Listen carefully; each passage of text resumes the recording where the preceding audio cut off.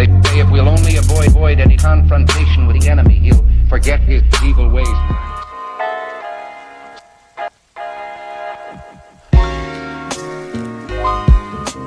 Hi, and welcome to the Catch Digest, where you get your news, compilation, techniques, and updates. I'm not sure if I said that twice on Catch as Can Wrestling. Now, I first want to give out a big shout out to the channel BJJ Scout, Instagram also at BJJ Scout. They are a tremendous inspiration to this channel, and props to them. Thank you very much. I didn't even think of a new fucking name really to call this other than Digest, but Catch. So, yeah. I also like to thank our sponsors, Trojan. No, I'm just kidding. Don't sue me, please. That's not true. We'll get to the other side of that shirt later.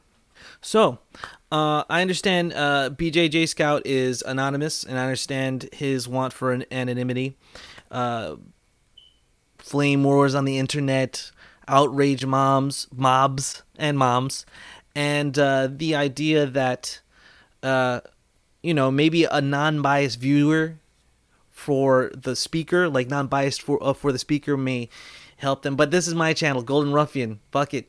Welcome. I'm Arthur Fantastic, the hotshot. If you're not familiar with me, you should be now. So let me drop the theatrics. Let's get to where we're talking about and the point of this video. Catch Digest. Why now? Why now? Catch Digest. Let me tell you why. Leading up to the ADCC Championship, the holy grail of grappling, we see all the videos mostly done by Flow Grappling. Also, there was also a couple done by Stuart Cooper Films. You see them really working hard on one thing, and that's wrestling. And that's for a reason. Okay? Now, we'll go into that later on in the video. Somebody will really pretty much explain it crystal clear. I think it's Craig Jones. And let's move that to the side for a second. Now, what are we going to talk about? now, even while making this video, in the middle of making this video, Flow Grappling drops a cut of Felipe Pena, and I'm cutting up that video about the wrestling part, and they just do it for me. So you go watch that video after this video. I'm just gonna put a small clip of it that's kind of cool, but you'll get the gist of it. But in the middle, I was doing that, and then I was pretty much compiling all these videos they were doing and just taking out the wrestling parts, because every one of them was just like hitting on wrestling, and boom, that comes out.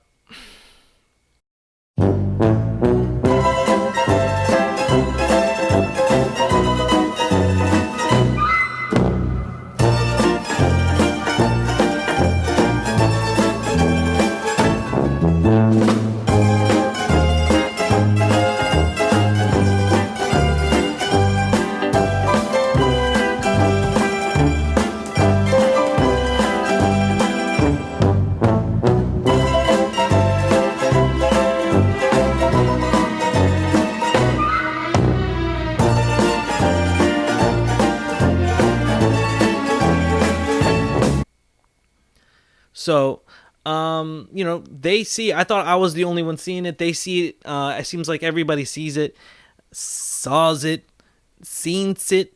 And it's really important to me that I point out as a wrestler, as wanting other wrestlers to know more about grappling. Thank you, Scott Rubox. Thank you, Rubox, for commenting on Facebook. I would like to say that it's very important that we come together and point this out, that it's important. There's a lot of things that go behind catch wrestling to go in about. Folk wrestlers don't even know in high school, or even freestyles, they don't know about catch as can wrestling, which they should. And that's why we're here. And that's the point of this. I think that a lot of the things, the evolutions, a lot of the progression in grappling today at the highest level of, and let me preface the next word by, is it really though? No gi. Is it really no gi? It's just grappling. We'll get into that in a second. we are breaking down old taboos that we were never, like, I'm older than you may think, and when I started training, like, leg locks, and still probably today in a lot of schools, leg locks, you're not allowed to do a leg lock. Everybody's scared of leg locks. Everybody, no one really wrestles. They start from the knees. As a wrestler, that was really weird for me, but I understood. We started wrestling when we were starting wrestling from these when we were brand new. And so I get that. But, you know, at a certain point, you need to be training takedowns. And everybody knows that. Everybody, MMA fighters know. And pretty much the ADCC rules will be explained crystal clear why everybody is working their wrestling. But it's for an overall reason that Crane Jones also, I will credit him to saying these, I didn't say it, these top level grapplers, the guys that are running the fuck the world right now in the grappling world, they're saying it, not me. Not me. I've been saying it, but now I have, okay, look, boom, XYZ, they've all been saying that shit. And we know that, don't we? Now, and I think there's things to be said all over the place about the amateur wrestling world and even professional wrestling. But today, let's just stick to ADCC, which is going on right now and probably will drop as the second day starts of the ADCC World Championships. Let's talk about that, and let's talk about catch wrestling. Why now? Catch wrestling. Hashtag catch digest. At Arthur Fantastic on Instagram. I think that, for instance, let's watch the clip here of Nicky Ryan talking about his grappling and his wrestling, more importantly. We've been focusing a lot more on wrestling. It's awful. I hate it. It's so much harder than jiu-jitsu. Felipe Pena. We just finished the wrestling class, so it's a very tough training, but I think it's very important, not only for me, but especially in no-gi, main events. John Danaher. We're talking about wrestling here. Let's take a look. If you look at footage of ADCC North American trials from, say, 7 years ago, 10 years ago, it looks like a different sport. Mm-hmm. Nowadays, people are coming out, engaging their legs, looking for reactions off that. The integration between jiu-jitsu and wrestling has improved dramatically, and it looks good for the future of the sport. Mm-hmm.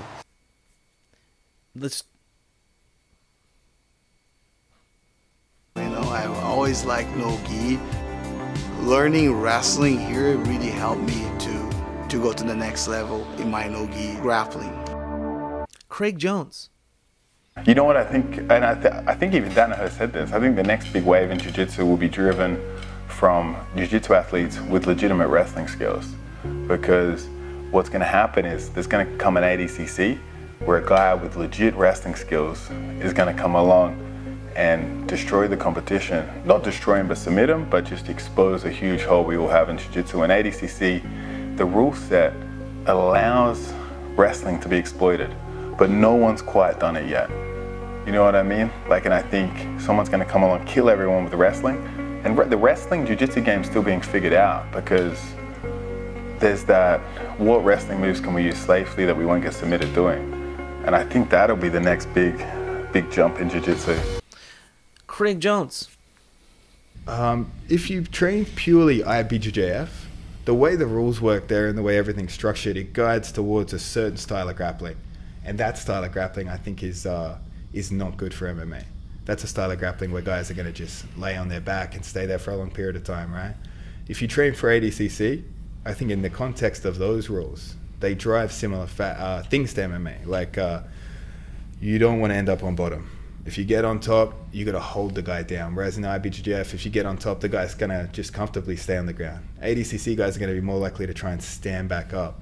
So in those set of rules, I think your grappling style transitions better to MMA. Because I think ADCC grappling's more like a fight than, say, what you think of when you think of the IBJJF style.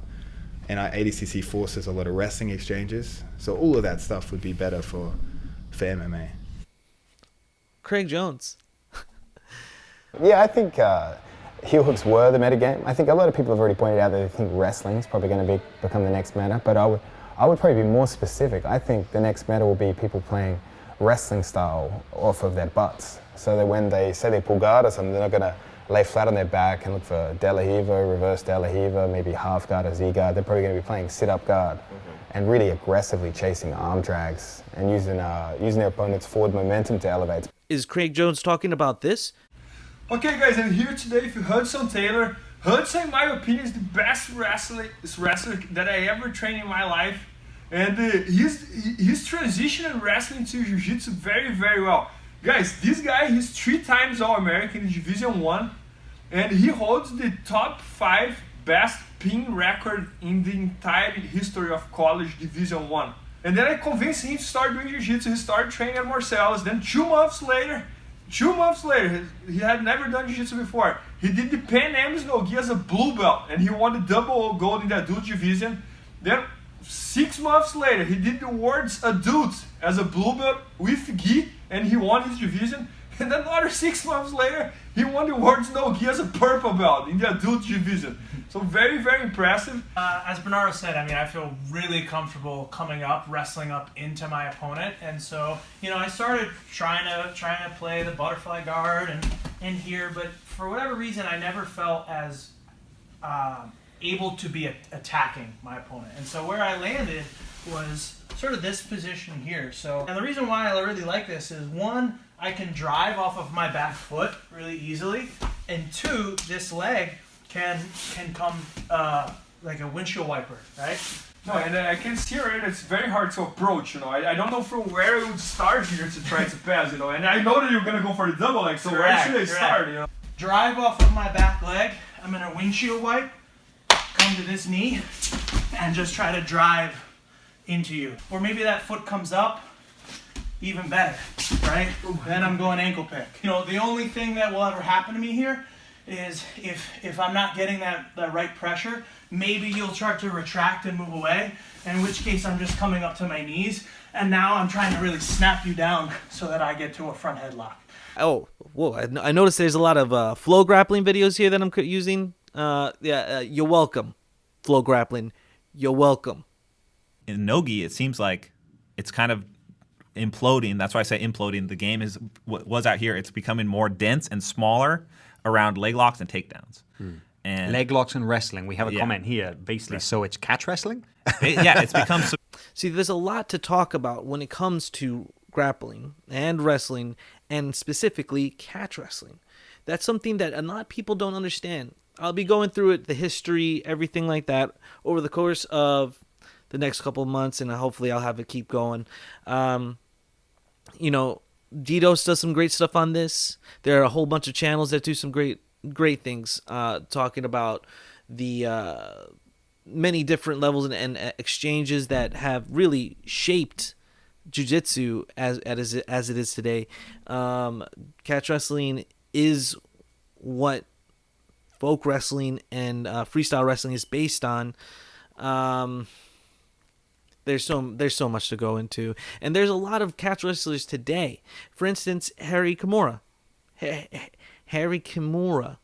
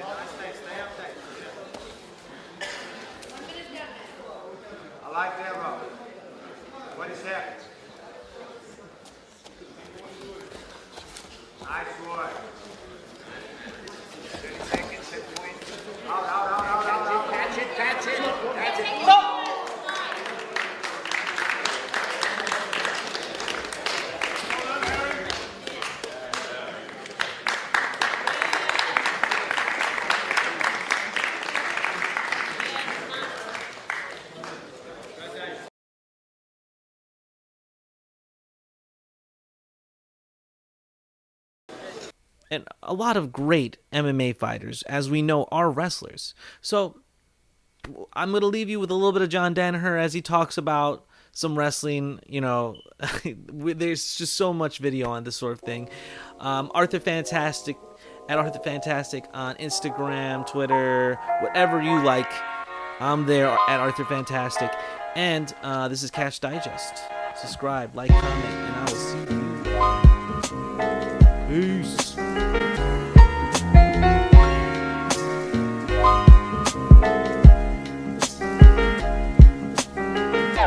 See you later. Oh, and one of the things that I noticed here on the back of the shirt, on the World Champion, check this out. The 2018 World Championship weekend, Catch Wrestling. Look at the sponsors: Couture, Scientific Wrestling, CSW, Eric Paulson, Legit Snake Pit, Legit Pro Wrestling. Whoa, they're all involved. I know you're a big fan of wrestling as well, and I've been meaning to ask you just about some wrestling, just because I think, you know, right now feels like a renaissance for wrestling in the United States as well. Would that be a fair statement? Yeah, no, the American team it's insane right now. It's crazy. What do you think?